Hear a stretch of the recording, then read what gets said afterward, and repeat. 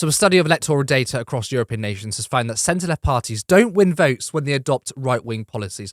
I could have told you that myself. I mean, I've been saying that for the last 10 years? Analysis published on Wednesday shows that centre-left parties promising, for example, to be tough on immigration or public spending are unlikely to attract potential voters on the right and risk alienating existing progressive supporters. Voters tend to prefer the original to the copy, said Tariq Abou-Chadi, an associate professor of European politics at the University of Oxford and the co-founder of the Progressive Politics Research Network, which launched on Wednesday. Now, I thought his quote was really, really good when he says, people just vote for the original copy. And that's exactly what we were saying back in 2015 when Labour were offering austerity light.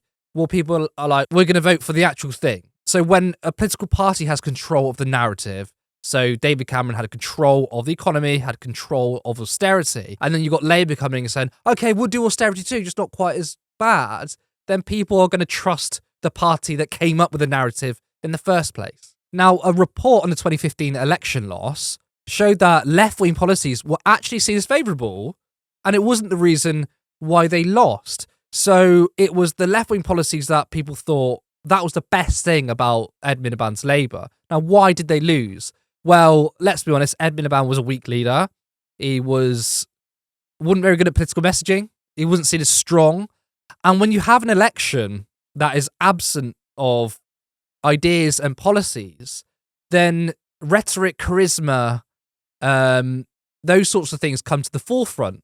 So, of course, when you had David Cameron, smart guy in a suit, spoke very well, the Tories had the narrative of being trusted on the economy. Bringing Ed Miliband, who wasn't a particularly good campaigner, wasn't a strong speaker, well, of course he was going to lose. Now, that's the same for the 2017 election. There was a report, again, to look into why they lost, and it once again said that the left-wing policies were supported, especially domestic policy. Now, the 2017 election was, for policy nerds and policy wonks, was a really good election because it was largely focused on ideas and policy.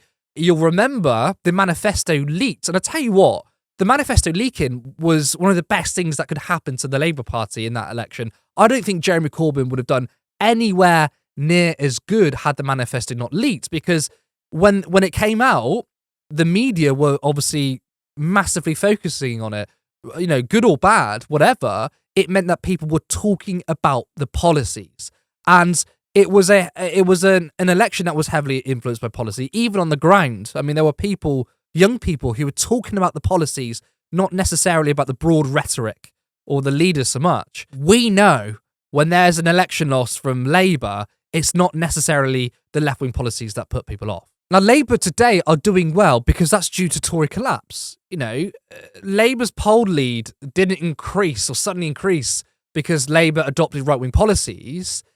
People are just desperate to see the end of the Tories. Think about where the Conservatives have been since 2015. You've had David Cameron, who was leader from 2010 and only got about a year and a half into his second parliament, and yet to resign because of Brexit. And then who overtook David Cameron? Theresa May.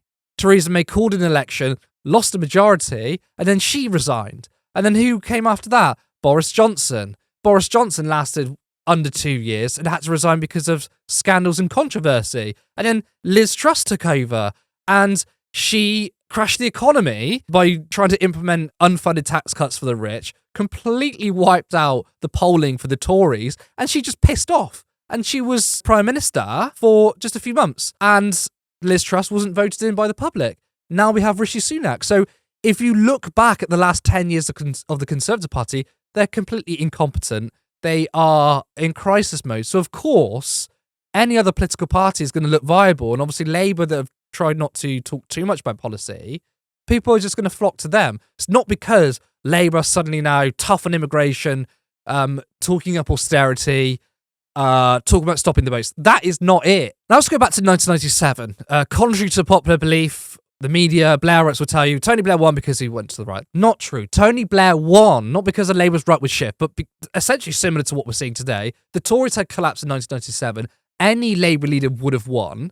Then, of course, yes, Tony Blair was incredibly charismatic, something that Keir Starmer isn't. And you had the Sun backing the Labour Party back when the right-wing press had more of an influence, which is funny because recently the Sun have just attacked Keir Starmer. All of the problems the Tories faced back then, Labour just simply exploited it and capitalised it. Now, there is a legitimate argument I've heard from the Labour right, is that when you support left-wing policies, then that brings more media scrutiny. Therefore, appealing to the right will give you an easier ride in the media and it'll be easier to win an election. I completely understand that logic, and I guess that is somewhat true.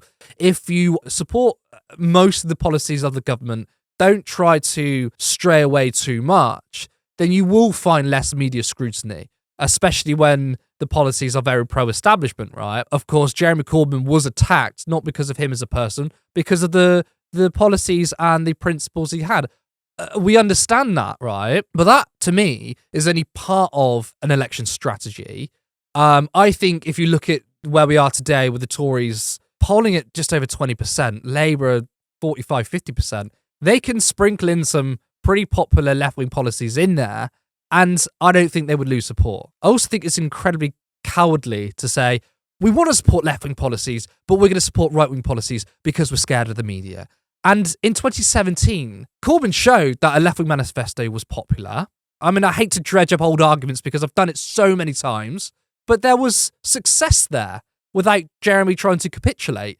And in that election, they increased their seats, increased their vote share. Of course, the right-wing papers piled on him, but the right-wing papers don't have anywhere near of an influence today as they do back then. And people know that the Sun and other rag newspapers are incredibly sensationalist. This phenomenon, what is it called? Well, it's called Pasokification. According to Wikipedia, Pasokification is the decline of centre-left social democratic political parties in European and other Western countries during the 2010s, often accompanied by the rise of nationalist, left-wing and right-wing populist alternatives in Europe. The share of votes for such parties was at a 70-year lowest in 2015. Now, where does that term come from? It comes from the Greek political party PASOK. PASOK was a centre-left social democratic party who decided to adopt right-wing policies, and they pretty much collapsed.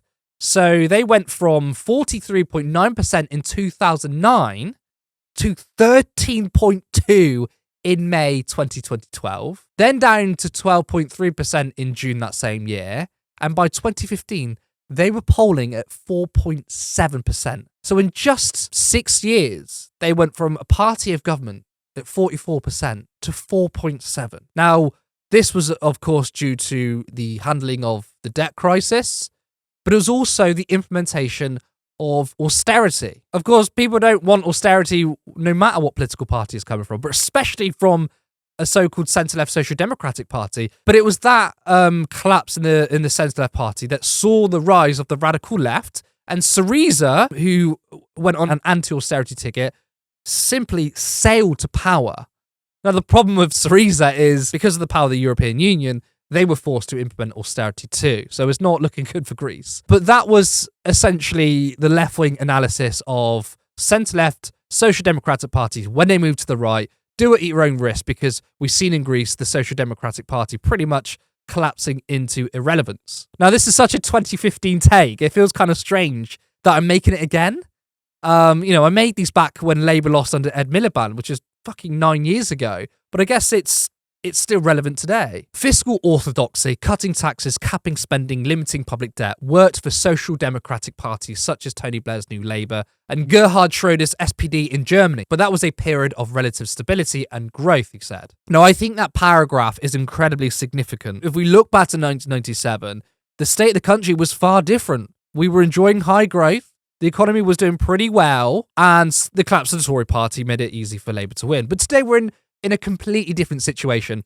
Growth is stagnating, purchasing power has fallen, millennials are the first generation to be worse off than their elders. Back in the 90s, it was still pretty viable to get a house. That was a normal thing you did. Today, getting on the housing ladder is a pipe dream. So when Labour offered austerity light in 2015, it was never going to work, and Corbyn identified this problem, which is why the 2017 election was a massive improvement for Labour. Now, Starmer's looking like he's definitely going to win the next general election. Some might say, well, this kind of shits on the report, doesn't it? That shits on your theory, because Starmer's looks to the right, and look how well he's doing. But I think that misses the glaringly obvious fact that the Tories have utterly collapsed completely. I think it's very beneficial to the media narrative. It's very beneficial to Blairites to look at politics and elections in an overly simplified way. Well, Tony Blair is the most left-wing you can go. He's given the blueprint to the Labour Party to win. That's it. Anytime you move to the left, sorry, that doesn't work. I think that is wholly incorrect. I think you get that analysis when you don't dive that much into politics or you don't dive that much into general elections. Rather than having a sweeping generalization of how elections work, why not deep dive into every single election, look at what the policies were being offered, look at if there was any scandals, what was the state of play, what was the material conditions going on there. I think you find you have a far more complicated but better understanding of the situation, a far better cohesive narrative. Now, the real intrigue here, because they are going to win, is whether Labour can stay in power. If they decide to govern the way they are campaigning, making it essentially a Blair Mark II government, this won't end well. Now, I've made this prediction before. I know predictions are bad in politics, but this is something that I think this is definitely possible, which is that Keir Starmer will win, and I think he will win 2 terms, but it will be 2 terms off the back of not really radically changing anything, no transformational change, not ending neoliberalism, not sorting out the housing crisis, and sort of implementing, to borrow Keir Starmer's slogan, sticking plaster politics. And there will be some really good policies sprinkled in there, probably from pressure from backbench MPs, not necessarily from Starmer stuff, I don't know. And you'll find that the material conditions of the majority of people won't have largely changed after 2 terms of Labour. In that time, the Tories will regroup, they will retake power, whether that's through recapturing the narrative of them being more competent, better on the economy, or heavily leaning in culture wars, and they swoop to power in that way. And I don't know, I really hope that's not the case, but I'm not sure how. And I think that the Labour Party will lose again, and we will be in this vicious, dark cycle of politics, which is, okay, Labour need to win by moving to the right. Maybe they get in, and because circumstances, Tories collapse, media give them the easy ride. Don't make fundamental change, and then they're out again. And then the Tory party come in and then destroy everything. All the while, these 2 political parties are fighting over who could best represent capital and big business. Whilst this is happening, there will be a long-term managed decline. Things will slowly get worse and worse and worse. It will get worse quicker under the Tories, and then it will get worse slower under the Labour Party. And that's the best we can essentially expect from 21st century politics in this country. Now, there's a recent poll that came out that I think supports my theory that Labour's popularity is due to Tory failure and not their lurch to the right. Now, looking at these results, which I think are astonishingly incorrect, but that doesn't matter. What matters is public perception, is that Starmer is somehow seen as still fairly left-wing. In fact, he's just as left-wing, if not more left-wing than Ed Miliband. Now, I think that is complete insanity.